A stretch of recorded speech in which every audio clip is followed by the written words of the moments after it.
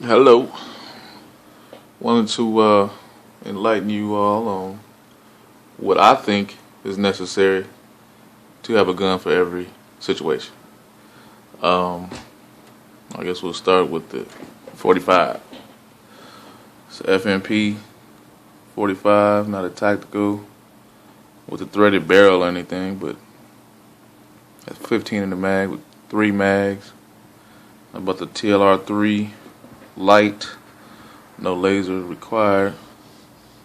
Pretty confident in my shot with the Federal Premium low recoil ammunition, which is a little bit higher, but it's 165 grain as opposed to 230 grain for a little less recoil, so I can double tap with greater accuracy.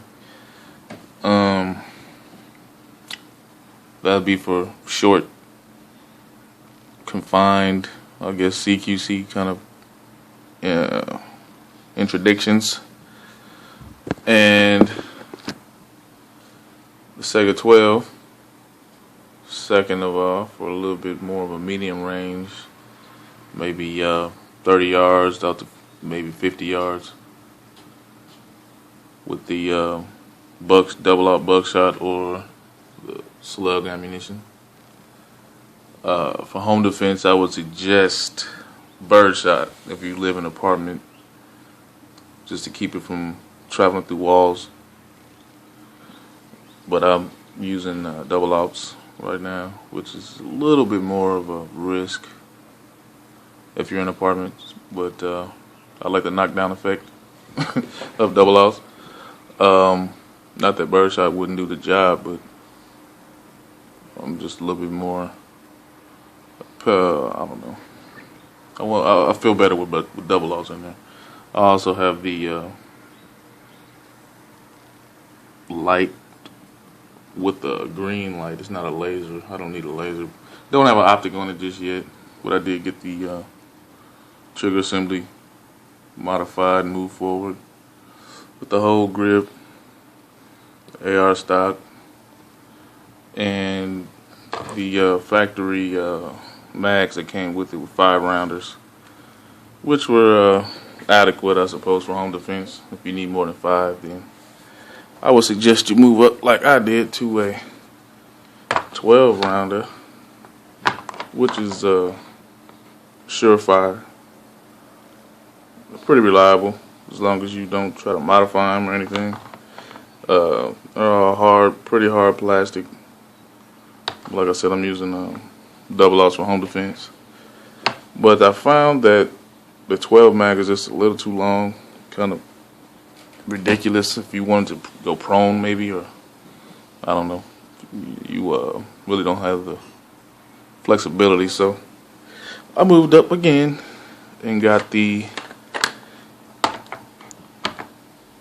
Pro Mag 20 round drum with slugs in it. Now this is a nice drum. I've used it at the range, rapid fire or slow fire, and never had a jam or anything. Pretty easy to load, very durable. I've seen some of those torture tests they've done on those, and I like it a lot.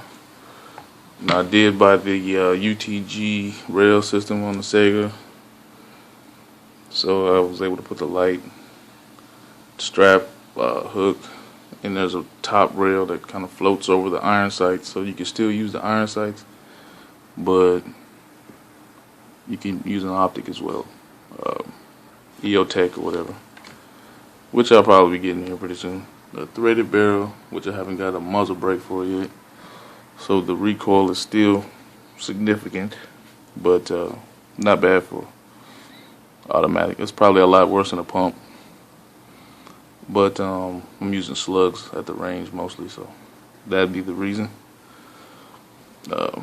1 ounce 3-inch magnums, although the Pro Mag only uses 2 3/4 ammunition, so you won't be using any 3 inches in that, but you can use them in the other mag, so that works. And rail system light, I did buy the 2-point sling for it. so I could switch back and forth to the 308. DPMS carbine length. I did get the carbine length without the bull barrel on it, just so that it could be used for CQC as well as like a sniper type approach.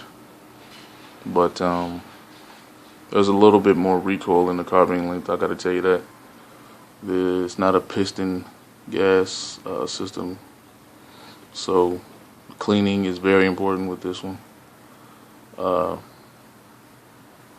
This is a UTG optic, which is about above 50. Not the best, but it is a I think it's a 3.5 to 12 out to 44 or so. At 1,000 yards, it probably needs something better, but out to about 400 to 500 yards, be fairly decent. As far as the accuracy, I have shot out to 150 yards with it, and got about a 2 to 3 inch group, so not bad for 130 bucks, 140 bucks. I would recommend it. It has the color right that goes, and it's easy to zero in, especially with the bore sight laser, which I did get. I'm using Federal premium ammunition. This is not hollow point. It's full metal jackets, which the range doesn't like me to use, so I have a lot of it because I try to keep from using all my ammo at the range, which is a good idea. Shit has gone up ridiculously right now. You can see this box here was 28 about 6 months ago. Now it's like 48 for 20 rounds. It's crazy. And shoot, the 45 50 round boxes are like 40 bucks now, 40 something for 50 rounds, so that's pretty ridiculous. I could add some footage of me shooting them, I guess, if you guys like to see that, but this is what I think is necessary to have a gun for every situation. The rapid fire on this bad boy, the SAIGA, is tremendous, and I would think a group of 4 to 5 people out to 30 yards would definitely be in trouble. You can get cover and some suppression fire out there, shouldn't have a problem surviving that situation. And with the 308, anything out to 100 yards is definitely in trouble. I mean, behind armored or concrete cover, any of that is going right through. So it's a good idea to move up to 308 from 223. I'll skip right past 223s just because I wanted that long range out to 1,000 yards, even though it's very difficult to get it to hit out at that range. I'd rather have the capability than not. So I don't know. You guys with 223 shooters might be able to do it as well. So maybe give me some hints on how you do that, or how much harder it is with a 223 or not. But I haven't had an opportunity to go to a range that has a 1,000 yard target, so it's pretty much trying to zero in the scope and do what I can from what I have, which is about 150 yards here in Fort Worth, Texas.